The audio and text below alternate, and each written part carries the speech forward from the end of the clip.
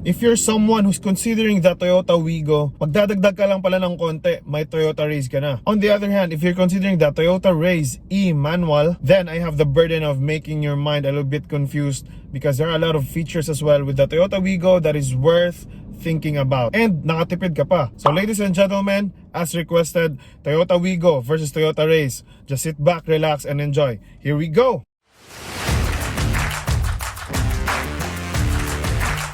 What's up, gentlemen and ladies? Welcome to another episode of Project Gentleman, where here we love to talk about the things that help us win in life. And sobrang interesting po ng topic natin today because both of these cars are really close to my heart. Like I mentioned, these two were really at the top of our list when we were choosing our first car. So tara, simulan na natin. Okay, so simulan kaagad natin sa kanyang form factor or yung kanyang body type. So if you're someone who's living in a small space, tight roads, yung area ninyo, then I would recommend going for the hatchback, which is the Toyota Wigo. But if you have a little bit more space and then hindi masyadong issue sa'yo yung parking slot ninyo, then Toyota Raize will really be a great decision. Ang kagandahan lang po nitong Toyota Raize, that is why many people are getting this one, is because at that price point, you can now have access to a crossover. Kumbaga, Toyota Raize is opening up the door for a lot of consumers who are really into crossovers. Alam naman natin na this type of cars are really popular nowadays, especially here in the Philippines because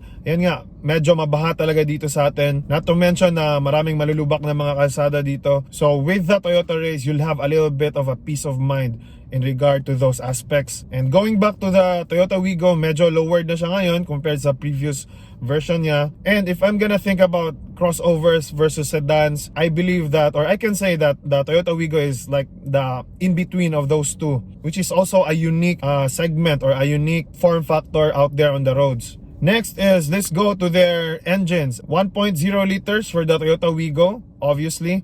Medyo small car kasi siya, and then 1.2 liters naman for the Toyota Raize. And yeah, absolutely, you have a little bit more power, you have a little bit more of a peace of mind pagdating sa mga ahonan. But don't underestimate the Toyota Wigo. It's still, even though at that 1.0 liter engine, in most cases it can still really be capable of going through uphill roads. If power yung kailangan ninyo, then I suggest you go for the Toyota Raize.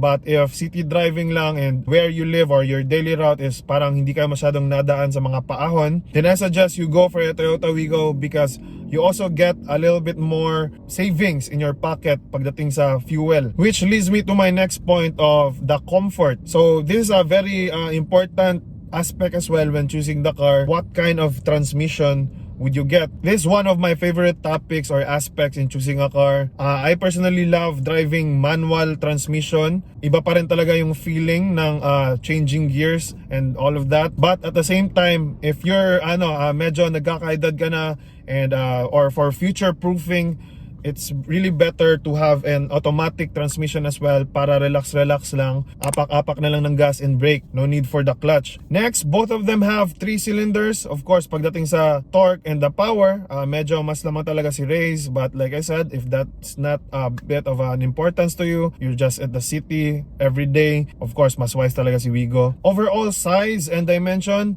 obviously, mas lamang si Raize in all category, length, width, height. Lamang na lamang, mas malaki talaga si Raize. And ground clearance as well. Like I mentioned a while ago, it's the most important, I guess, for a lot of us, especially for those who live in flood-prone areas. I believe having those extra millimeters is really valuable and could really help a lot. So having that said, with regards to the overall look nung sasakyan, subjectively, I think I would really go for the Toyota Raize on this one. I really like it. I really love the design of the Toyota Raize. And then on the other hand, si Toyota Wigo naman is, yan nga, mukha nga silang magkapatid.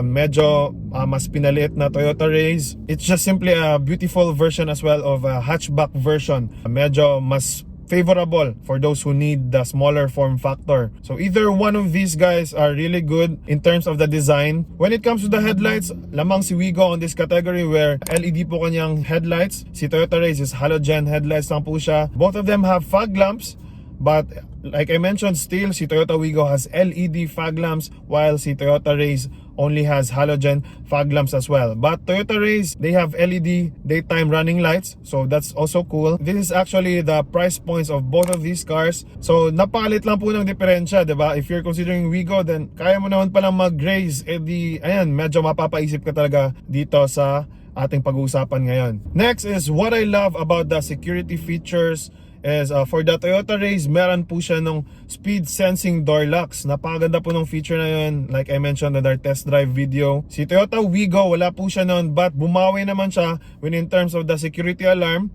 On paper, meron pong security alarm si Toyota Wigo, but si Raize E is medyo wala po siya nun. But I believe you can still have peace of mind pa rin naman in terms of the security of your car, kasi Toyota Raize has that standard naman na electronic door locks that still provides a great security for your car. Now let's get inside both of these vehicles. Both of them have really great interior, modern, really built for the new generation. Magkahawig po ang interior ng dalawang sasakyan na to, but if you want to feel the fullness of the premium feeling ng sasakyan, then Toyota Raize is my recommendation for you. If you're willing to save a little bit more money, then Toyota Wigo is really not bad at all as well. You get the feeling of a new car with the Toyota Wigo. I mean the new design or the modern design. At the same time, it comes with the basic or the most foundational things that you'll need inside the cabin of your car. What I love about the Toyota Raize E manual as well, guys, is meron po siyang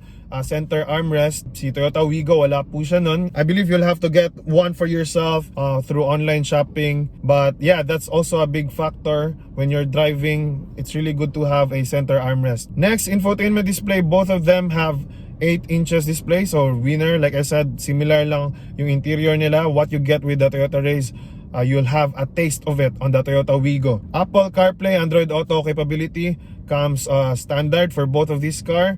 That's really a great feature as well. You're gonna have the luxury to enjoy that feature in your car, which I always talk about on our shorts. I really enjoy the Apple CarPlay, so that's really good that it comes with both of these cars. Now let's talk about my favorite features for both of these cars. Both of them have rear parking sensors. I really love that feature. You have a peace of mind pagdating sa mga atrasan, sa mga pader. Now, with the push start button, guys, ayan na, dito na nagsisimula yung arangkada talaga ni Toyota Wigo pagdating sa features. Meron po siyang push start button. Si Toyota Raize is key type ignition. If you want a push start for the Toyota Raize, then you wanna consider the higher variants, the G and the Turbo. But the good news is keyless entry naman silang pareho. Diretso na, rekta na, sakay sa sasakyan, then go for a drive. Reverse camera, wala po si Toyota Raize E nun. Si Toyota Wigo meron. Built-in dash camera, meron po si Toyota Wigo niyan. Si Toyota Raize, wala po siya nun.